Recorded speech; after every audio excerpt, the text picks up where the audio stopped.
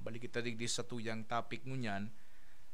Bago kita nag-break mga katiwala, bago kita magkuha kining mga kining bareta hali sa luwas, no, pinag-define niya to kung ano ang politika. No, what is politics? Na nasabi niya to na saro ining pag-organisa kan sosyedad para sa karahayan kan gabos. No.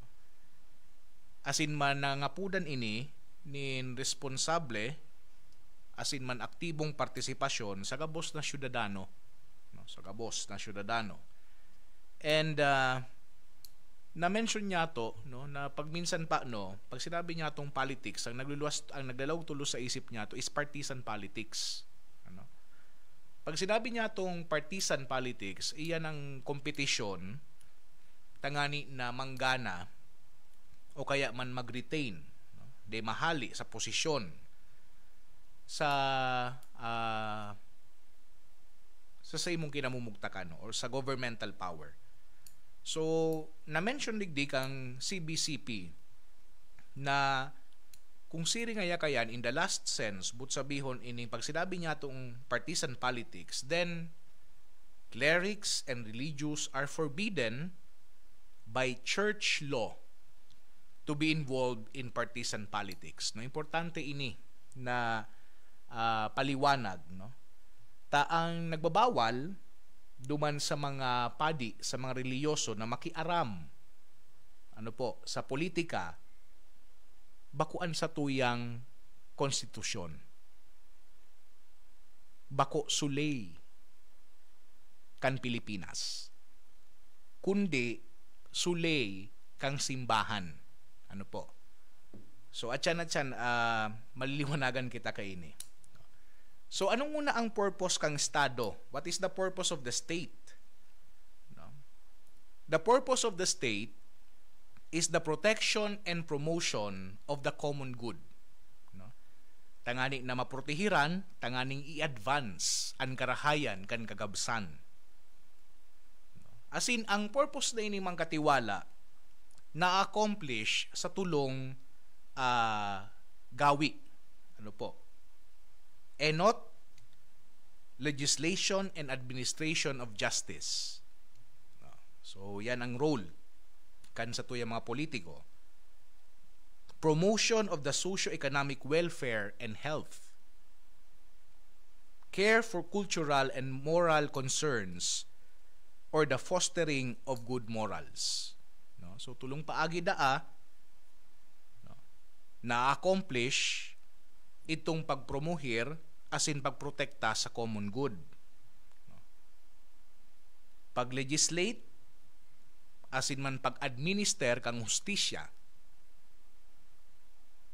Pagpromohir kan socio-economic welfare asin man salud. Asin pangatulo, pag-alaga kang cultural asin moral concerns o kaya ining pag-advance kan good morals. No? So, what is the common good? Pag sinabi niya itong karahayan kagagabsan or common good, it is the sum total of social conditions which allow people, either as groups or as individuals, to reach their fulfillment more fully and easily. So, sumada, no? Sum total kan mga kondisyones na naghihimo sa mga tao tangani na ma-achieve ninda ang sindang fulfillment sa pasil na paagi asin sa mas kumpletong paagi. Igwang tulong elemento mang katiwala pag sinabi niya tong common good. Enot, it presupposes respect for the fundamental rights of the human person and the natural freedom necessary for the development of the human vocation. So, dignidad kan tao.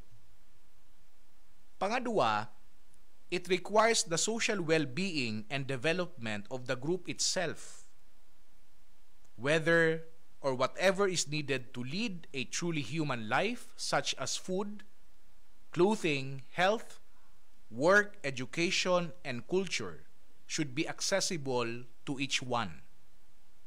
Mga paagi po ini. Asin pangatulo, tangani na magkaigwan in common good, it requires peace. Igwang stability, igwang security, kang just order. So ining social conditions na ini are obtained through social justice. Saro na naman na magayon na tema. Ano man po ini manggatiwala na social justice? Sometimes it is called the justice of the common good. Ano ang pinagahagad kay ining social justice? Social justice demands a proportionate share in the fruits of economic cooperation and equitable distribution of the wealth of a nation among different social classes. Social justice, dapat natatawan mo sa mga nangangaipo. Pero, igwa manin obligasyon of mutual relation on different social groups. For example, tangani na mas maray na matabangan ang mga dukha, tangani na mabuhay sinda, nin may dignidad. So matarabangan, ang gobyerno, ang simbahan, ang private entities, tangani na ma-address ang pangangaipo kan mga dukha. Yan. Pero pag sinabi man niya ito mang katiwala na social justice, it condemns situations such as excessive economic and social disparity between individuals and peoples. Iyon ni sabi niya to na mayaman nga sige na sa nang yaman, so mga pobre sige na sa nang pobre. The concentration of wealth in the hands of the few and excessive profits.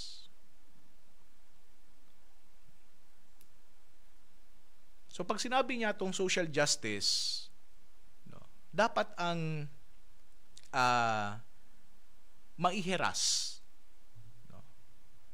ang bunga kan kooperasyon asin man ma-distribute ang yaman kang sarong nasyon sa iba't iba na klase na syudadano.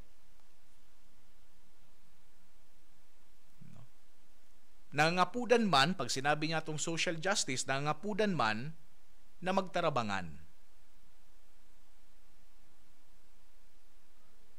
As in, pag sinabi niya itong social justice, dapat warang excessive disparity between individual and people. Sa tuyang pagbabalik mang katiwala, sa tuya man na sisimbagan pa, ang nagkakapirang mga tema, asin man mga ideya, manunungod digdi sa relasyon kang simbahan, asin kan politika. Diyan sa nakaw mang katiwala, mabalik kita, makalis kayo nagkapirang paisa. Perspektibo. Perspektibo. Perspektibo. Sa tuyang oras, alas 4 in punto nin pagkahapon, ang oras din hatod sa tuya, kang Marcafe 5-in-1+1 coffee mix, ang kapeng tunay na may herbal at purong sangkap basta Marcafe, suabe.